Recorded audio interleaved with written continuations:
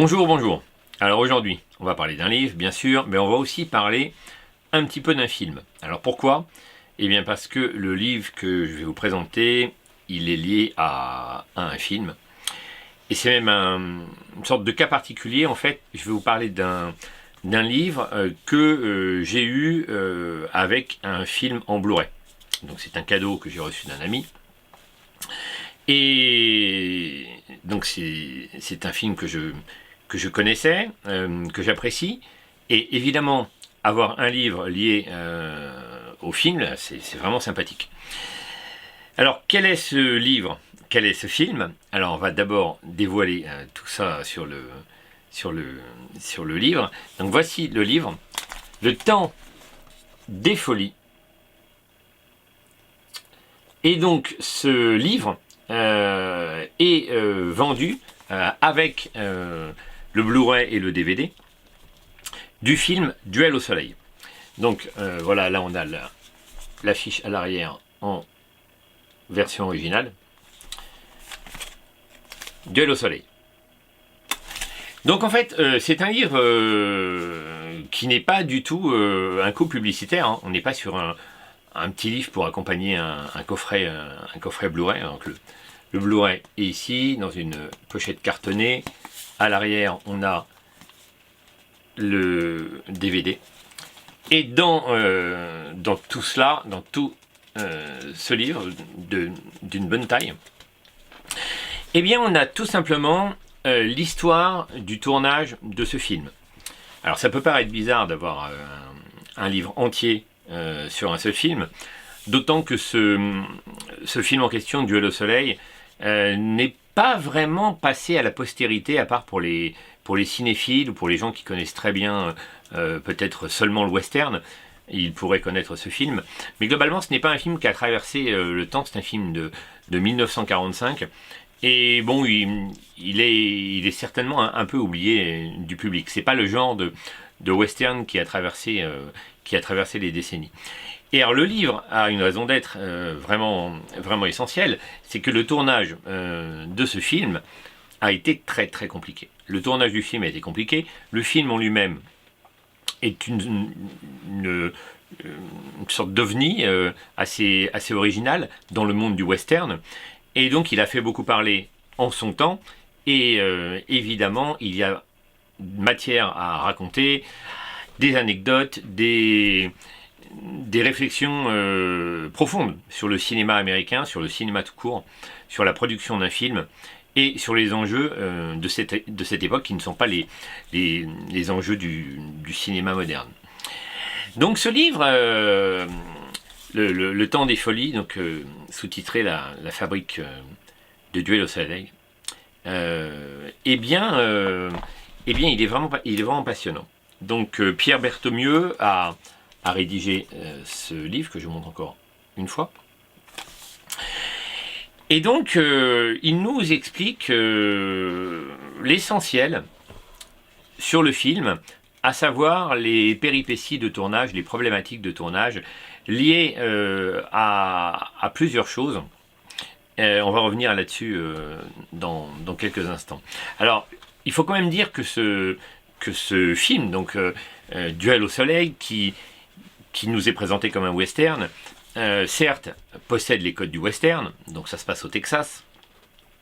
On est peu de temps après la guerre de sécession, on est à une époque où le progrès commence à se répandre dans l'Ouest, progrès qui est incarné évidemment par la locomotive, les rails, hein, c'est souvent l'emblème du progrès aux États-Unis, mais c'est vrai, la progression vers l'Ouest des États-Unis grâce au chemin de fer, et qui est confronté, donc ce modernisme, à ce qui est déjà un peu l'ancien monde américain, même s'il est encore très récent, c'est celui des grandes plaines, de la liberté de circulation du bétail et des grands éleveurs. Les cattle barons, on dira plus tard dans ce livre, les grands propriétaires terriens en fait.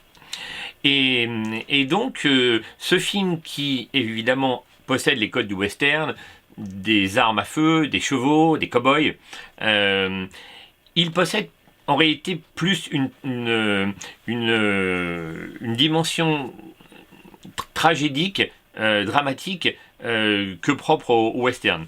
C'est sans doute un des westerns qui incarne mieux la tragédie. Et en ce sens, certes, c'est un western, mais les gens qui n'aimeraient pas le western pourraient l'apprécier pour son côté tragédie et drame. Alors, à savoir quand même, je vais vous lire en préambule un petit extrait du livre qui est très significatif. J'ai décidé de commencer par ça, parce qu'il va en dire vraiment beaucoup sur le film et surtout sur l'intérêt de ce livre. Pourquoi ce livre a été écrit? Tout, ou presque, peut se résumer dans le petit extrait que je vais vous citer. Alors cet extrait, il va vous parler de la censure et de ce que pensaient certains organismes censeurs qui ont donné leur avis à l'époque de la sortie du film. Voilà ce qu'on pouvait nous dire sur Duel au soleil. Alors ça, c'est une lettre d'un membre du bureau de la censure de Memphis. Donc là, je cite la lettre. Duel au soleil incarne le sadisme à son niveau le plus profond. Ce n'est rien d'autre que le lupanar de Pharaon modernisé et débordant à l'excès, une symphonie barbare de passion et de haine qui s'écoule d'un écran chargé de sang. Il s'agit d'une putréfaction physique et mentale. Et plus loin, on nous dit ce film insulte les instincts moraux de l'humanité. Donc voilà, alors là on est sur des commentaires de 1946. Le film a été tourné à partir de 44, 45 et 46. Et donc on est sur des commentaires de l'époque. Alors ça en dit donc sur ce que un certain public, une certaine plutôt censure morale, a vu quand il a découvert ce film. Alors il faut préciser que le cinéma américain est régi depuis le début des années 30 par ce qu'on appelle le code Hays. Et le code Hays, c'est un code qui avait pour vocation de censurer tout ce qui ne passait pas et qui n'était pas moral. Donc c'est-à-dire trop de sexualité, trop de violence, trop d'alcool, etc. Et donc ce code a mis quand même un couvercle sur la marmite hollywoodienne, surtout des réalisateurs qui auraient eu tendance à laisser parler leurs envies artistiques sans trop de censure, en tout cas pas pour tous, mais pour certains d'entre eux. Et donc le code Hays était là pour chapeauter tout ça et dire « Oh là là, non, vous ne montrerez pas un baiser de plus de tant de secondes, vous ne montrerez pas une épaule dénudée, vous ne parlerez pas d'alcool, vous ne montrerez pas de scènes trop violentes ou de sexe trop explicite. » Et donc en quelque sorte, Duel au soleil, bien qu'il soit tourné en 46, donc régi par ce code, essaye de casser un peu tout ça, difficilement, très difficilement, et essaye donc d'instaurer un climat sensuel dans tout le film, qui est montré à l'écran par le jeu d'actrice du rôle principal féminin, Jennifer Jones, qu'on voit ici sur la couverture. Et donc qui va incarner pour tous ces censeurs la luxure, le désir féminin qui évidemment c'est pas bien, qui n'est pas bien, et la tentation. Et donc cette citation, eh bien elle en dit non, parce qu'effectivement tout le film et le livre nous le raconte vraiment avec moult détails comment la censure américaine va faire son travail de sape, va couper des scènes, va retirer des éléments, parce qu'en fait ce film est adapté d'un roman d'un auteur qui s'appelle Bush et qui donc a cédé les droits pour qu'on puisse adapter son roman à l'écran. Le roman allait bien plus loin que le film dans la transgression morale de l'époque. Évidemment, il n'était pas question de laisser passer ça à l'écran. Donc le tournage du film, le montage du film s'en ressent et évidemment est sous la coupe des censeurs. Alors, le livre revient sur un tas d'éléments et je vais vous citer. Je vais commencer justement par cette censure. Quelques exemples qui en disent vraiment long sur l'état de la censure américaine à cette époque. Donc, à un moment du film, sans vous dévoiler trop de choses, l'héroïne est censée se baigner dans un étang. Pas oublier qu'on est au Texas à l'époque du western. Se baigner dans un étang et il est censé y avoir un homme avec elle. Donc l'actrice c'est Jennifer Jones, l'acteur c'est Gregory Peck. Et donc il y a une scène d'étang. Et la scène va pas du tout se passer, comme il faut, comme en tout cas elle était prévue, conforme au roman. La censure va passer par là. Donc, je vais vous citer l'exemple. Alors, dans la première version envisagée par Vidor, Vidor c'est le réalisateur, King Vidor c'est le réalisateur du film. Pearl c'est l'actrice Jennifer Jones qui incarne le rôle de Pearl, et Luton c'est l'acteur Gregory Peck qui incarne ce personnage. Donc Pearl et Luton nagent donc ensemble, mais la révision du scénario de juin-juillet 1945 modifie la scène à la demande du Breen Office, donc c'est un comité de censure. Impossible d'imaginer que les amoureux nagent dans le même étang. Luton change donc de provocation. Il ne nage plus, il fait semblant de se déshabiller et jette un rocher à l'eau pour inquiéter le personnage de Pearl. Celle-ci doit attendre la nuit pour sortir de l'étang sans être vue par Luton, et les plans de Jennifer Jones dans l'eau sont retournés pour montrer encore moins de nudité. Dans la version finale, Selznick, c'est le producteur du film, doit encore réduire ses parties à l'étang et une scène majeure du film disparaît, c'est-à-dire une danse érotique de Pearl, plusieurs fois retournée pourtant, pour tenter en vain de satisfaire la censure. Après le montage de février 1946, le Breen Office fait aussi disparaître l'échange entre Luton et Pearl au retour de la première baignade de l'étang. Donc voilà, en fait, là, on a un premier exemple, le livre en regorge vraiment, du travail de la censure qui disait non, là vous avez tourné votre scène, vous êtes amusé, mais par contre il est hors de question de montrer ça à l'écran. Donc vous refaites, et finalement ils étaient tellement exigeants que eh bien, même des producteurs décidés et insistants comme Selznick l'était, eh bien ne peuvent rien faire, ne peuvent que globalement se plier. Alors on essaye de contourner, de jouer sur sur des sensations, sur des suggestions, mais on ne peut pas vraiment montrer ce qu'on veut. Donc deuxième exemple de censure. Alors là on n'est plus sur le sexe, on est sur autre chose. Alors, dans la version finale, non, c'est juste après. Donc en fait, l'agonie du vieux Sud, au Texas, s'exprime par une Laura Bell. Alors Laura Bell, c'est un personnage féminin du film, une personne âgée, relativement âgée. Une Laura Bell anachronique, fantôme muré dans sa maison, mais un fantôme dépressif et alcoolique. Notation essentielle pour peindre la survie névrotique du vieux Sud, explique Niven Bush, donc Niven Bush c'est l'auteur du livre, et qui se trouve dans les versions successives des scénarios. Peu à peu, cet aspect se réduit à la séquence du salon où la servante apporte un plateau avec du brandy, joliment nommé médicament. Et Laura Bell, le personnage, évoque à demi-mot sa détresse dans la version finale. Donc elle dit « Ce n'est qu'un petit brandy, il m'aide à dépasser les moments de grosse déprime que j'ai parfois. » La phrase fut finalement coupée, par convenance. L'alcoolisme n'est plus du tout évoqué, simplement par la présence de la bouteille et du mot « médicament » inscrit dessus.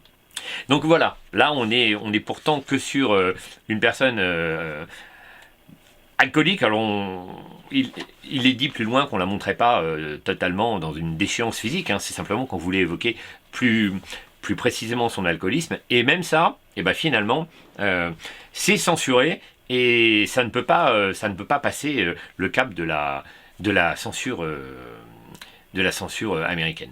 Donc le livre regorge d'exemples comme cela, ça c'est vraiment intéressant, et on voit la difficulté qu'a été de faire son travail avec cette censure pesante. Alors déjà, les censeurs et au début, globalement, les producteurs étaient embêtés par le personnage principal qui est chargé de sensualité et d'érotisme. Je ne veux pas vous en dire trop de ce film, mais voilà, il y a un personnage féminin qui est déchiré entre ses désirs sexuels et une sorte de respect de sa virginité, et elle est partagée entre deux personnages masculins. C'est un peu le pendant pour les connaisseurs de Autant n'emporte le vent, avec le personnage de Scarlett qui est déchiré entre Red Butler et Ashley Wilkes. Donc Red Butler, l'homme du Sud, très viril et masculin, et l'homme du Nord, et Ashley Wilkes, l'homme du Sud, qui est le gentleman qui est trop poli pour vouloir séduire Scarlett O'Hara. Et donc, c'est pas étonnant en réalité qu'on ressente ça tout au long du livre et tout au long du film, parce que évidemment, on est là face au même réalisateur. Donc David O. Selznick, c'est pas réalisateur, pardon, le même producteur. Le lapsus n'est pas totalement faux, parce que Selznick mettait la main à la pâte, il l'a mise dans Duel au soleil, il a réalisé quelques scènes, mais enfin il était producteur. Et donc c'est le même producteur que Autant n'emporte le vent. Et il y a beaucoup de similitudes entre Autant n'emporte le vent et Duel au soleil. Notamment, alors sur les personnages, j'allais l'évoquer, je vais revenir tout de suite dessus, mais aussi sur les plans. On a des plans qui sont d'ailleurs magnifiques, des plans de soleil couchant, des plans assez rouges qu'on retrouve dans Autant en emporte le vent, et qui ressemblent évidemment, qui font se rapprocher les deux films. Mais c'est pas étonnant, parce que Selznick voulait ouvertement, avec son Duel au soleil, faire un grand film épique, un film empire, comme il disait, et un film qui aurait ressemblé à Autant n'emporte le vent. En fait, il voulait faire son Autant n'emporte le vent version western pur et dur. Donc on a un tas de similitudes, et je reviens sur ces personnages. Donc le personnage incarné par Jennifer Jones, qui est Pearl Chavez, elle est partagée entre deux hommes, Luton et Jesse, qui sont deux frères, et qui sont un peu effectivement le pendant de Red Butler et de Ashley Wilkes. Et ça, c'est très bien expliqué dans le livre, on nous en parle vraiment, on nous donne beaucoup d'exemples à ce sujet, pour montrer comment ont été caractérisés ces personnages, qui viennent de loin d'ailleurs, qui ne viennent pas que de Autant n'emporte le vent, qui viennent de nombreux autres films. Et le livre revient vraiment dessus avec beaucoup de détails, en nous expliquant d'où ces personnages ont été tirés, comment ils ont été affinés au fur et à mesure du temps pour aboutir, alors d'un côté à Red Butler et à Ashley, et ici à Luton et à Jesse. Donc les deux personnages masculins, on va dire principaux de ce film. Donc ça c'est vraiment intéressant. Tous les parallèles dans le livre sont montrés avec Autant n'emporte le vent. On apprend beaucoup de détails sur les liens du film, des deux films. Et on apprend évidemment aussi que finalement Selznick n'arrivera pas à faire son nouvel Autant n'emporte le vent. C'est très bien dit, avec beaucoup d'exemples. Il y a aussi des citations de Selznick lui-même dans le livre qui nous laissent comprendre qu'en réalité il était cannibalisé par son film. Autant n'emporte le vent a eu tellement de succès, c'est resté un tel monument du cinéma, à juste titre, c'est un des plus grands films de l'histoire du cinéma, que les films qu'il a fait après, même si certains ont eu du succès, eh bien n'ont pas eu l'aura prestigieuse d'Autant n'emporte le vent. On nous dit dans le livre que malgré son coût faramineux, alors je vais vous trouver le coût exact, c'est 5 millions de dollars je crois, je l'ai noté quelque part. Voilà, je vais vous lire le petit passage sur le coût du film et je reviens après sur les conséquences de ce budget. Après 9 mois de tournage, à un coût global de 4,575 millions de dollars, Selznick constate effrayé, lors de l'avant-première de février 1946, que la moitié des spectateurs n'a jamais entendu parler du film avant la projection. La nouvelle période de tournage, mars-avril 46, coûte à Selznick 500 000 dollars de plus. Parce que oui, en fait, on a fait des rajouts. Le tournage du film a été très compliqué. Il y a eu des rajouts, des scènes rajoutées, et donc 500 000 dollars de rallonge. 500 000 dollars supplémentaires. Mais il lui laisse aussi le temps, aidé de nombreuses études de sondage, de lancer une gigantesque campagne publicitaire pendant toute l'année 1946, annonçant, entre guillemets, le film aux 1000 moments inoubliables. Au total, le film aura coûté 5 255 000 dollars, soit plus d'1 million de dollars de plus qu'Autant en emporte le vent. Donc là, on est sur un film au budget colossal pour l'époque. C'était en son temps le film le plus cher de l'histoire du cinéma. Et c'est la naissance du blockbuster. On est sur un film vraiment... D'ailleurs, il y a tout un chapitre là-dessus qui parle du blockbuster et la naissance du blockbuster. Et effectivement, on est vraiment dedans avec un film au budget colossal. Et le film gagnera de l'argent. Ça ne va pas être un échec commercial. Hein. Le film d'ailleurs aura beaucoup de succès populaire malgré la censure qui va s'acharner à parfois faire fermer des salles de cinéma pour que le film ne puisse pas sortir, ne puisse pas être diffusé. Je ne sais plus dans quel état, mais il est possible que ce soit au Kansas, c'est un état comme ça, ou au Tennessee, je ne sais plus. Le film va rester interdit pendant presque 8 ans. Donc 46, et le film sortira simplement en 54, je crois. Alors après, il y a beaucoup d'États qui l'ont sorti, évidemment. C'est pas ça qui va faire que le film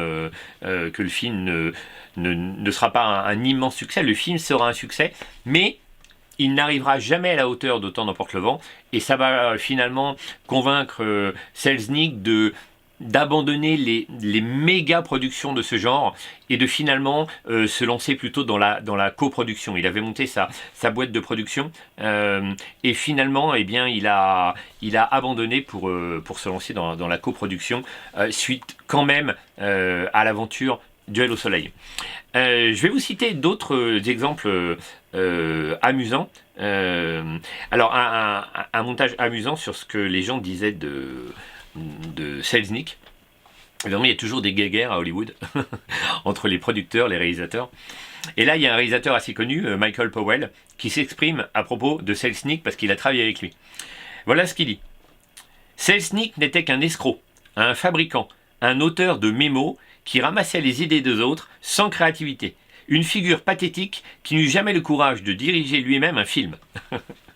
Seul un optimiste absolu ou un imbécile total comme David O. Selznick, aurait tenté de faire cohabiter le réalisme romantique de King Vidor, le champion de l'homme ordinaire, et le kitsch romantique de Steinberg, promoteur de l'érotisme féminin. Donc voilà, là on voit bien qu'il n'est pas tendre avec Selznick. L'auteur du livre nous dit qu'il faut quand même pondérer ses propos, qu'il y a évidemment des guéguerres de Chappelle et Hollywood, et que si Selznick aimait effectivement s'entourer de gens compétents, faire travailler plusieurs personnes avec lui pour avoir le meilleur de chacun, il avait, lui, également beaucoup d'idées, il avait un sens du cinéma, il savait ce qu'il voulait tourner, il savait ce qu'il voulait à l'écran, et évidemment qu'on ne peut pas non plus dire que c'est simplement un sale voleur d'idées. C'est ça, le cinéma ou la littérature, on prend toujours un peu les idées qui flottent dans l'air ou qui ont préexisté à ce qu'on essaye de faire, et finalement on en fait un nouveau travail, bon ou mauvais. Et donc voilà, donc un autre passage de Selznick lui-même en fait, qui parle de son travail et de comment il voit son travail. Alors là, il parle de son travail précisément sur Duel au soleil. J'ai donné des ordres stricts sur le plateau. Pas une scène, pas un angle, ne devrait être filmé sans qu'on me téléphone, afin que je vienne sur le plateau. Vérifier l'éclairage, la mise en scène, les répétitions. Non seulement je vérifie la direction exacte de la scène, mais dans 99% des cas, je reste jusqu'à ce que je valide la prise. Bon alors là, c'est pareil, on voit bien l'importance de l'homme qui est producteur, hein, je le rappelle, il n'est pas réalisateur du film, c'est un producteur.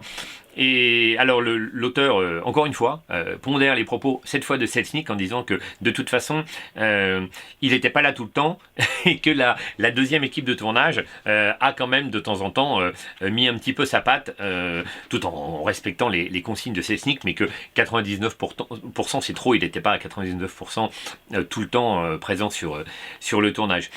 Et de toute façon, là on va pouvoir parler d'un problème intéressant sur ce film, il est vraiment expliqué en long, en large et en travers dans ce livre, c'est le nombre de réalisateurs qui ont travaillé sur ce film. Alors, déjà, pour vous donner le ton, je vais vous expliquer le réalisateur du film qui s'appelle King Vidor, réalisateur d'importance, qui tournait déjà à l'époque du cinéma muet. Donc il a de l'expérience là en 1940-46. Donc il est appelé par Selznick pour faire le film. Ok, on le fait ensemble. Vidor lui dit, je fais ton film si tu me laisses faire comme je veux. Et Selznick lui dit, bon bah ok, d'accord, fais comme tu veux. Sauf que en réalité, ça va pas se passer comme ça. Il va y avoir des disputes, de vraies engueulades tout au long du tournage, et ça va aboutir à ce que je vais vous lire maintenant. Alors, là on a une version, d'une dispute qui est confirmée par l'acteur Gregory Peck, qui était là à ce moment-là. Donc c'est très très court. Voilà ce que dit finalement King Vidor à David O. Selznick. Prends ce film et fous-le-toi où je pense. Et en plus, voilà, et pour finir, il est parti et il n'est plus jamais revenu. Voilà. Donc ça, ce sont les commentaires de Gregory Peck et d'un coproducteur qui était sur place. Et donc voilà l'ambiance, comment ça s'est terminé entre King Vidor et Selznick. Donc il lui a bien dit, prends ton film, fous-toi-le là où je pense. Excusez-moi, je vous l'avais mal dit. Fous-toi-le là où je le pense. et il a quitté le tournage et il n'est plus revenu. Alors il n'est plus revenu, sauf qu'il restait quand même pas mal de choses à tourner. Il restait toute une scène d'introduction, toute l'introduction du film, les 7-8 premières minutes qui ont été voulues par Selznick pour donner plus d'ampleur à son film. C'est plus d'importance pour que le film ressemble plus à son petit Autant n'emporte le vent et soit pas seulement un simple western. Donc on a toute une scène d'introduction qui nous en dit plus sur le passé de l'héroïne du film. Et King Vidor n'était plus là, donc il fallait la tourner. Donc il avait tourné quelques petites séquences, mais ça a été ou enlevé ou complété par d'autres séquences. Les scènes finales, alors là c'est l'opposé, c'est la scène finale, les 8 dernières minutes du film. Pareil, elles ont dû être tournées par plein de réalisateurs différents, parce que Vidor n'était plus là. Et de toute façon, on apprend tout au long du film, tout au long du livre, pardon, ce qu'on voit très bien dans le film, eh bien que il y a des pattes différentes et ça peut se ressentir de temps en temps dans le film. Et pour cause, il y a des pattes différentes puisque non seulement King Vidor est parti, mais tout au long du tournage, on a eu des pattes différentes de réalisateurs ou de chefs opérateurs différents. Alors en tout, on a 7 réalisateurs ou 7 chefs opérateurs différents sur le tournage, y compris les secondes équipes de réalisation. Alors là, c'est très intéressant parce que l'auteur du livre nous a mis toute une série de photos qui, en réalité, nous montrent les plans d'une séquence en particulier. Et ces plans, ils sont tournés par plein de réalisateurs différents. Donc on a pour chaque plan plan large, plan serré, un réalisateur différent, eh bien parce que King Vidor n'était pas là pour finir le film, Selznick voulait telle orientation, telle autre personne voulait une autre orientation. Et donc, c'était assez laborieux pour réussir à faire un montage correct. Et globalement, entre la censure, les différents réalisateurs, on comprend l'intérêt du livre pour nous parler de cette ambiance incroyable de tournage de films. Alors, autre détail intéressant qu'on apprend quand on est intéressé par le cinéma, on apprend vraiment beaucoup de choses quand on est passionné par le cinéma dans ce livre. Vraiment, c'est vraiment passionnant. Là, il y a un petit truc vraiment intéressant que nous dit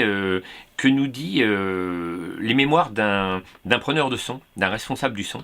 À propos du son et à propos de ce que le réalisateur Selznick voulait. Alors voilà, je vais vous citer ce que nous dit ce chef opérateur. Non, c'est pas le chef opérateur, c'est pas le preneur de son. Désolé, excuse-moi, c'est le monteur son qui nous dit ça. Il s'appelle James J. Stewart. Rien à voir avec l'acteur James Stewart, c'est un autre.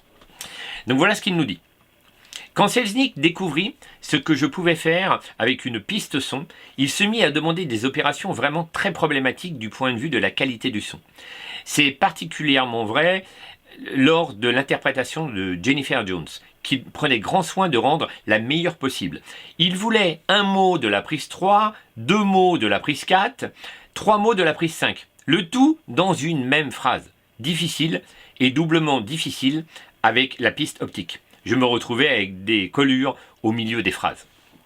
Donc voilà, donc ça c'est vraiment intéressant de comprendre tout ça aussi, la technicité du cinéma même à cette époque. Parfois on pourrait avoir, quand on ne connaît pas, on pourrait imaginer que c'était plus primitif que ça, et donc il y avait un vrai travail, et là Selznick voulait carrément avoir des mots d'une scène, des mots d'une phrase, des mots d'une autre dans la même scène.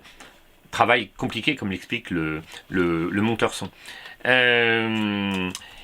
Je vais terminer parce qu'il y a vraiment énormément d'anecdotes. Je ne peux que conseiller ce livre aux gens qui aiment le cinéma. Au-delà même de ce film-là, alors vraiment, évidemment, c'est sûr qu'il faut avoir vu le film impérativement pour apprécier le livre. 2 petits commentaires. Un petit défaut, mais ça c'est inhérent à beaucoup de livres sur le cinéma. On nous dévoile beaucoup de choses. Mais pas du film c'est pas problématique, on est censé l'avoir vu.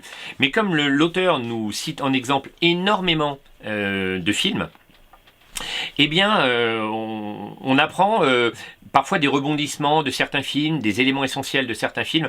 Il y en a que je connaissais, d'autres que je connaissais pas. Bon, j'ai presque tout lu à 95%. Parfois, j'ai voulu zapper un petit peu pour pas me spoiler des trucs. Mais globalement, il y a beaucoup de dévoilements, d'intrigues, de films. Donc, quelqu'un qui voudrait ne pas qu'on lui gâche certains films, mais il faut faire comme moi, il faut faire attention quand on lit. Bon, ça, c'est la première petite chose que je voulais préciser. Deuxième chose, le cœur du film reste quand même le travail sur cette actrice principale, Jennifer Jones, sur le rôle qu'elle incarne, sur la sensualité, la sexualité qu'elle va dégager et qui va être au cœur de l'intrigue de ce film. C'est pas pour rien si la censure est tombée sur le réalisateur et sur le producteur. Et l'auteur d'ailleurs nous parle d'autres films qui dans les mêmes années vont suivre cette patte. Alors on peut estimer que ça avait commencé avec Scarlett O'Hara, incarnée par Vivian Leigh dans Autant n'emporte le vent, même si elle dégage beaucoup moins de sexualité, mais c'est quand même palpable, notamment dans certaines scènes, avec la fameuse scène où son mari Red Butler l'entraîne de force dans sa chambre à coucher à travers l'escalier magistral de la maison. Mais globalement, ça va ouvrir la porte à d'autres scènes de ce genre, d'autres écritures pour d'autres actrices dans d'autres films, et notamment un qu'il évoque, qui est un film que je ne peux que conseiller, qui s'appelle Péché mortel. Ça doit être dans ces années ou quelques années après, avec une sublime actrice, Gene Tierney. dont d'ailleurs j'avais fait une revue en vidéo de sa biographie, je ne peux que vous la conseiller, je vais vous la mettre en lien, vous pouvez la trouver sur ma chaîne. Et donc, ça va ouvrir la porte à ce genre de nouvelle interprétation un peu plus sulfureuse. Alors, je conclus sur l'interprétation. Là, je vais sortir du cadre du livre, même si l'auteur évoque ce que je vais dire. Je vais conclure donc et parler de ce que je pense de l'interprétation de Jennifer Jones. Alors moi, j'ai beaucoup aimé le film. C'est un film qui est très réussi, malgré tous les déboires de tournage, de montage, de production, malgré la censure. On comprend avec tous les exemples qui sont cités que le film aurait gagné à ne pas être censuré. Évidemment, beaucoup de scènes étaient d'importance et n'ont pas pu être montées. Mais globalement, le film est quand même très très intéressant. Vraiment, c'est un très bon moment de cinéma. Par contre, je n'adhère pas au jeu d'actrice de Jennifer Jones. Je trouve que dans ce film en particulier, alors je l'ai vu dans d'autres films, et c'est pas forcément comme ça, dans ce film en particulier, elle en fait trop. Elle en fait trop, c'est beaucoup trop dans l'emphase. Moi, ça me heurte un petit peu, ça ne me va pas. L'auteur du livre, Pierre Berthaumieux, il a une explication. Il parle de maniérisme, il parle de réalisme exacerbé qui aurait été voulu par King Vidor, par Selznick. On voulait que ce soit comme ça. On voulait que l'actrice en fasse véritablement beaucoup. Et moi, ça me heurte un petit peu, ça ne me va pas. Je trouve que s'il y avait un défaut, alors là, je pense que ces gens qui adulent le film et le casting m'en voudraient. Hein. S'il y a un défaut, pour moi, c'est l'actrice. J'ai ressenti, et je l'ai revu il n'y a pas longtemps, je l'ai revu avant de lire le livre, pour tout vous dire, parce que je voulais vraiment me replonger dans l'ambiance du film. J'ai ressenti, puisque je connais très bien Autant n'emporte le vent, un de mes films préférés de toute l'histoire du cinéma, que l'actrice s'inspirait du jeu de Vivien Leigh, mais ne réussissait pas à être à la hauteur. Elle en faisait trop. Les postures, les mimiques pouvaient nous faire penser à une Vivien Leigh, donc plutôt à une Scarlett O'Hara, mais autant ça paraît fluide, naturel, exceptionnel chez Vivien Leigh, et pour moi ça ne paraît pas aussi bon pour Jennifer Jones. Alors, évidemment... elle est quand même bien. Elle n'est pas fuir le film pour ça, hein, il faut le voir. Et puis comme ça, quand vous aurez vu le film, vous pourrez lire le livre, évidemment. Mais c'est le défaut que je remarque. Si des gens voient le film et constatent ou non la même chose que moi, eh bien, vous pourrez toujours me le dire en commentaire. Voilà, je ne peux vraiment que vous conseiller ce livre, Le Temps des Folies. C'est vraiment une plongée dans le monde d'Hollywood des années 40.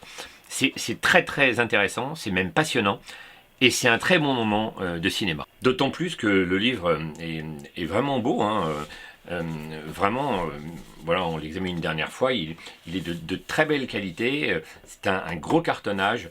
Le papier est de belle qualité également. Il y a un très beau portfolio à l'intérieur avec de nombreuses photos du film. On a des affiches, on a des photos de très belle qualité du film.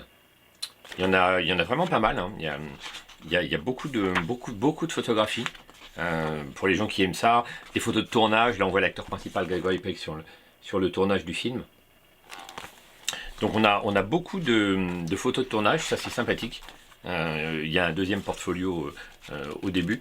Et on a aussi un petit marque-page, c'est sympa, avec Duel au soleil et le couple emblématique du film. Et le tout est dans un coffret qui reprend une affiche du film.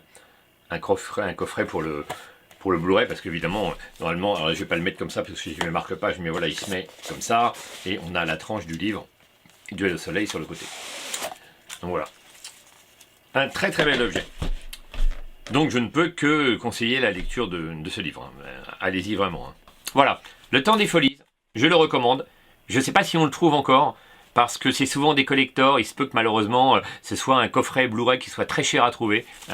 Mais pour ceux qui pourraient l'avoir ou qui pourraient se le faire prêter ou le voir, eh bien je vous conseille de le lire après le visionnage du film. Voilà, à bientôt pour autre chose.